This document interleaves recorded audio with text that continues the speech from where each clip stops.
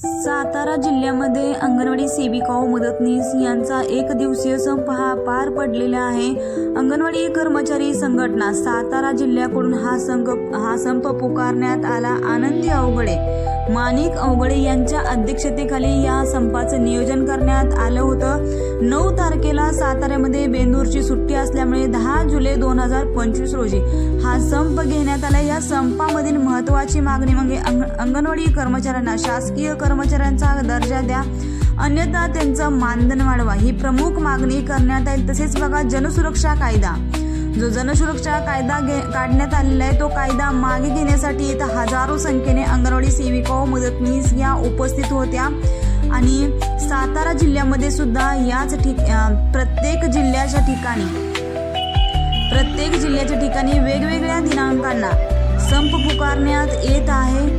तर बघा, माणिक अवघडे यांच्या अध्यक्षतेखाली हजारोच्या संख्येने अंगणवाडी सेविका व मदतनीस या जिल्हा परिषद सातारा येथे उपस्थित झाल्या। तर माणिक अवघडे काय म्हणाले हे जाणून घेऊया।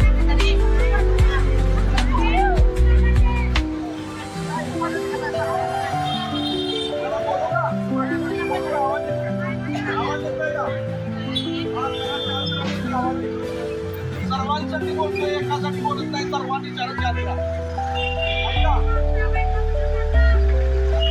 काल 9 जुलै देशव्यापी कामगारांचा संप होता, पण काल सुट्टी असल्यामुळं आणि आज मागणी दिन असल्यामुळं आज आपण नवीन 10 तारखेला हे आंदोलन घेतलेलं आहे आणि आजचा दिवस आहे मागणी दिन। तर त्यामुळे या मागणी दिन आणि कालचा संप हा कशासाठी आपण केला होता, तर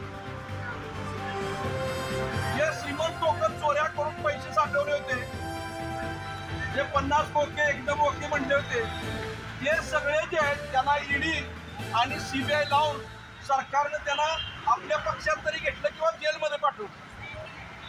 तर त्यामुळं अशा पद्धतीनं त्यांचे विरोधक म्हणजे त्यांची वाट सरकारने लावलेली आहे। पण तुमच्यासाठी लढणारी जी संघटना आहे आणि लढणाऱ्या तुम्ही कर्मचारी आहे, तर या कर्मचाऱ्या काही सरकारला ऐकत नाहीत, म्हणून सरकारने एक नवीन कायदा आणलेला आहे आणि तो आजच्या आज टीव्हीला बघा बातमी, आज तो मंजुरीसाठी पाठवणार आहे असं सांगितलं। काय कायदा आहे तो? जनसुरक्षा विधेयक। म्हणजे नाव आहे जनसुरक्षेचं, पण काम आहे जनतेला गुलाम बनवण्याचं, असं उलटं काम आहे। नाव त्याच्यात आहे जनसुरक्षा। कशासाठी केलंय? जे मोर्चे काढतात, जे संघटना करतात त्यांना जेलमध्ये टाकण्यासाठी। हे मान्य आहे का तुम्हाला? मान्य आहे का तुम्हाला?